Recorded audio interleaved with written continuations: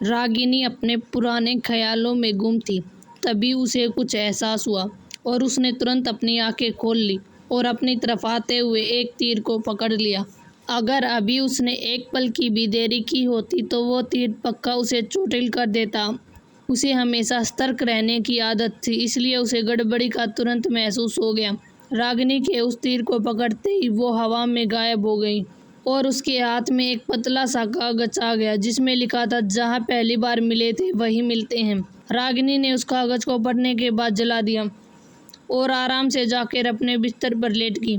उसे बहुत अच्छे से पता था कि इस तीर से ये संदेश किसने भेजा था, लेकिन वो यहाँ से कहीं भी जाने के मूड में नहीं थी। ये उसका दक्षिणी महल नहीं था, बल्कि शाही महल था, इसलिए उसे और भी ज़्यादा सावधानी बरतने की ज़रूरत थी। अगर वो शाही महल में कहीं भी जाती तो उसकी गैर हाजिरी में यहाँ और भी बड़ी मुसीबत खड़ी हो सकती थी।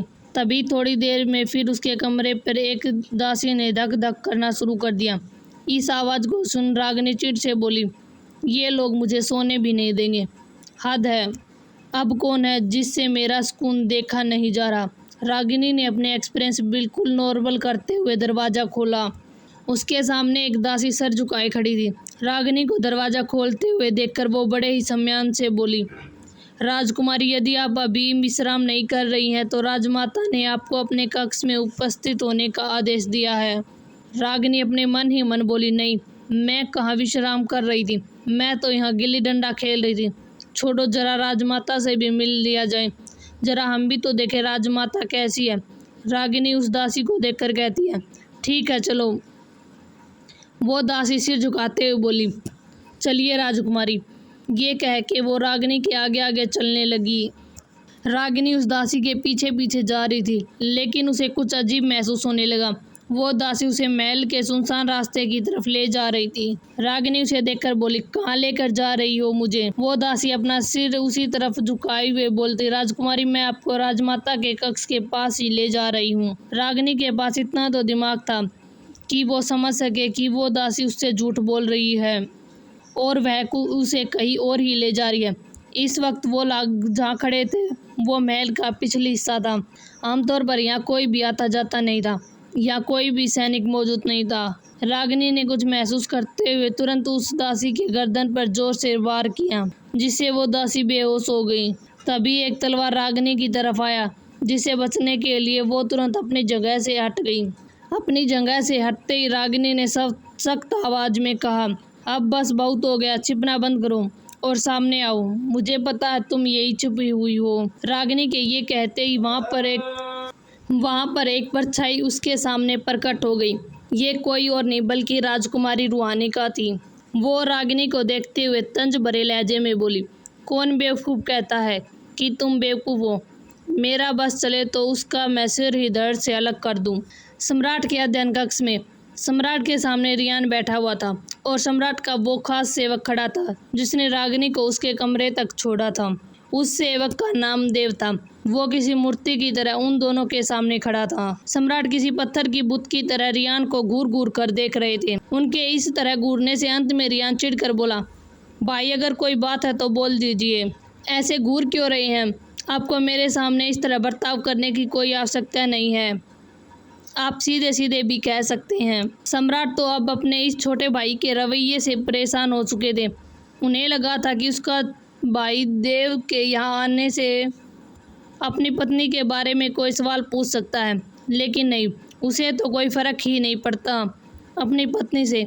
अपने इस छोटे भाई से तो कुछ उम्मीद ही करना बेकार था। इसलिए सम्राट खुद देव की तरफ बोले, तुम्हारे चेहरे को देखकर लगता है कि तुम्हारे पास छोटी भाभी की कोई खबर है, या फिर उनका मेरे लिए दिया गया कोई संदेश है ना? सम्राट की बात सुनकर उसका खास सेवक देव थोड़ा हिचकिचाने लगा। उसकी इस हिचकिचाहट को देखकर अंदाजा लगाते हुए बोला, लगता है छोटी भाभी का दिया हुआ संदेश सुनने में अप्रिय हो सकता है। कोई बात नहीं, तुम उसके शब्दों को बिल्कुल वैसे के ही वैसे सुनाओ। देव ने सारी बातें बताई कि कैसे राजकुमारी बिना किसी सवाल या संकोच के तुरंत यहाँ रुकने के लिए मान गई। इस बीच राजकुमारी ने एक शब्द भी नहीं कहा, लेकिन दरवाजे पर जाकर रुक गई और पीछे मुड़कर बोली। देव ने अपनी बात आगे बढ़ाने से पहले युद्ध देवता रियान के भावहीन चेहरे की तरफ देखा, फिर थोड़ा हिचकिचाने लगा उसकी इस हिचकिचाहट को देखकर सम्राट फिर बोल पड़े, छोटे भाई, लगता है आगे की बात तुम्हारे लिए बिल्कुल सुनने योग्य नहीं है। लगता है वो तुमसे बहुत नाराज है। तुम अपनी पत्नी से जाकर एक बार मिल क्यों नहीं आते? सम्राट के रियान को रागिनी से मिलने का सुझाव देने पर भी रियान के चेहरे पर कोई हलचल नहीं हुई। ये देख सम्राट ने एक हाँ भरी। वो अपने छोटे भाई के इस रवैये से परेशान हो चुके थे। लड़कियां न के इस छोटे भाई के लिए समस्या के बराबर थीं। उन्होंने देव को देखकर आदेश दिया, छोटी भाभी के शब्द जस के तस सुनाओ। तो देव अपना सिर झुकाते हुए बोला, सम्राट, राजकुमारी ने आपके लिए संदेश भेजा है। जितना जल्दी हो सके उतनी जल्दी सम्राट और आपके युद्ध देवता के साथ मेरे विवाह को समाप्त कर तलाक पत्र प्रदान करें तो आपकी बहुत कृपया होगी। युद्ध देवता की पत्नी हो या फिर नाम की पत्नी, इसका भार बहुत ज़्यादा है और मेरे जैसे कमज़ोर और मूर्ख लड़की इस भार का बहन नहीं कर सकती। मैं भले ही कितनी भी ताकतवर हो जाऊं, पर मेरा नाम आपके सम्मानित युद्ध देवता को अपमानित ही करेगा। वैसे भी तलाक हो या न हो, मैं महामहिम को कभी भी अपने पति के रूप में स्वीकार नहीं करूँगी। ये नामात्र का रिश्ता हो या न हो, मुझे बिल्कुल भी बांध नहीं सकता। इसलिए अच्छा होगा कि सम्राट इस नाम मात्र के रिश्ते को तोड़ने की अनुमति प्रदान करे। सम्राट, ये राजकुमारी के मूल शब्द थे। सम्राट रागिनी का दिया हुआ संदेश सुनकर एक पल के लिए अवाक रह गया। सम्राट रागिनी के व्यक्तित्व से बहुत प्रभावित हुए थे। रागिनी से जन्मोत्सव से मिलने पर उन्हें एहसास हुआ कि रागिनी अफवाहों से काफ़ी अलग है। उस लड़की को न तो कोई सत्ता की चाहत थी, न ही शाही परिवार का सदस्य होने का कोई लालच या घमंड। इसलिए सम्राट इस छोटी लड़की को अपनी भाभी कहने को तैयार थे। अब तक वो जितना रागिनी को समझ पाए थे, उस हिसाब से वो उन्हें रियान के लिए ठीक लगी। बस अगर वो थोड़ी सी सुंदर होती तो वो पूरी तरह उनके छोटे भाई के अयोग्य होती। खैर, वो इन बातों के बारे में सोचना नहीं चाहते थे।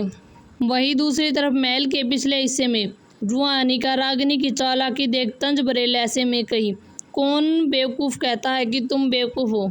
मेरा बस चले ना तो मैं उसका सर धड़ से अलग कर दूं। रागिनी एक दीवार पर टेक लगाकर खड़े हुए बोली, जाओ कर दो। वैसे भी मुझे ये जानने में बहुत इंटरेस्ट है कि किस बेवकूफ़ को मैं बेवकूफ़ लगती हूँ। वैसे मुझे लगा था कि कम से कम थोड़ा इंतज़ार तो करोगी तुम, लेकिन तुमसे तो ज़रा भी इंतज़ार नहीं किया गया। करती भी कैसे? मुझे तुम्हारा सच जो पता चल गया है। रुआनिका उसके बेपरवाह अंदाज देखकर बोली, मेरे सामने खड़े होने के बाद भी तुम्हें डर नहीं लग रहा? क्या हो मैं अगर तुम्हें मार दूं? रागिनी उसकी ये धमकी सुनते हुए और हंसते हुए बोली, तुम और मुझे मारोगी? कोशिश करके देख लो, मुझे मारना तुम्हारे बस की बात नहीं है। उसकी इस बात को सुन रुआनिका अपनी शक्तियाँ एकत्रित करके रागिनी पर छोटा सा हमला कर देती है। ये हमला जानलेवा नहीं था, बस रागिनी को उसकी कमजोरी का एहसास करवाना चाहती थी। रागिनी ने तुरंत अपनी उंगली से एक रोशनी उसके हमले की तरफ भेजी, जिससे वो एक पल में समाप्त हो गया। रागिनी ने जब रुआनिका के हमले को इतनी आसानी से नाकाब कर दिया तो ये देख रुआनिका बोली, तो तुमने अपनी शक्तियाँ छुपा के रखी हैं। रागिनी उसके इस हमले को देखकर बोली, मुझे मारने के लिए तुम्हें और भी शक्तिशाली हमले की जरूरत पड़ेगी और उन्हें इस्तेमाल करने के लिए तुम्हें अपने असली रूप में आना होगा। और अगर तुमने ऐसा किया तो तुम्हारी शक्तियों के हलचल से इस महल में मौजूद सभी शक्तिशाली लोगों को तुम्हारा आभास हो जाएगा। रुआनिका ज़्यादा देर तक यहाँ वक्त बर्बाद नहीं कर सकती थी, इसलिए बोली, मेरी असलियत जानने के बाद भी तुम में यहाँ खड़े होने की हिम्मत है? मानना पड़ेगा, काफ़ी हिम्मत वाली हो, लेकिन अफसोस अब इसका कोई फ़ायदा नहीं, क्योंकि तुम बहुत जल्दी ही इस दुनिया को अलविदा कहने वाली हो। ऐसा कहते ही रुआनिका की आंखें पूरी तरह हरी हो गई। जैसे ही रागिनी ने उसकी हरी आंखें देखी, वो समझ गई कि ये अब क्या करने वाली है। इससे पहले कि रागिनी वहाँ से दूर जा पाती, उसके पैर वही जम गए और धीरे धीरे वो पत्थर में बदलने लगी। रागिनी के वहाँ से दूर जाने की कोशिश का कोई फ़ायदा नहीं हो रहा था। उसका निचला शरीर पत्थर में बदलने लगा। इस पल रागिनी खुद को बहुत मजबूर और महसूस कर रही थी। उसकी किसी कोशिश का कोई फ़ायदा नहीं हो रहा था। उसका शरीर धीरे धीरे पत्थर में बदल रहा था। अगर ऐसा ही चलता रहा तो वो अगले ही पल पूरी तरह से एक पत्थर की मूर्ति बन जाती। रुआनिका ने उसे पत्थर में बदलते देख हंसते हुए बोले, मैंने कहा था ना, आज के बाद तुम कहाँ गायब हो जाओगी किसी को पता नहीं चलेगा। जैसे तुम पूरी तरह पत्थर बनोगी तुम गायब हो जाओगी।